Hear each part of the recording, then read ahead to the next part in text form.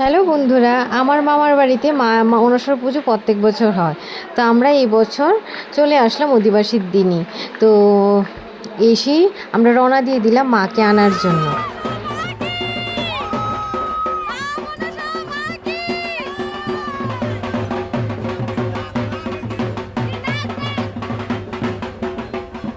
তো ফাইনালি মা মনসা মাকে নিয়ে আমরা বাড়ির সামনে চলে এসেছি। এখন বরণ করার পালা।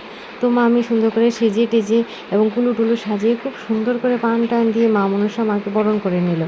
খুব ভালো লাগছিল। এখন মা মনসা ঘরে প্রবেশ করবে।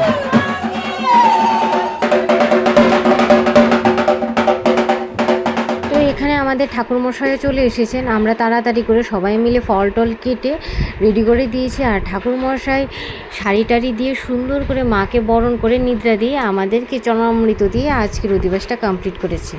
তারপর আমরা সবাই বসে গেছি খেতে, খাওয়া দাওয়া করে নিলাম, কেননা সকালবেলা উঠতে হবে, পরের দিন আবার মায়ের পুজো।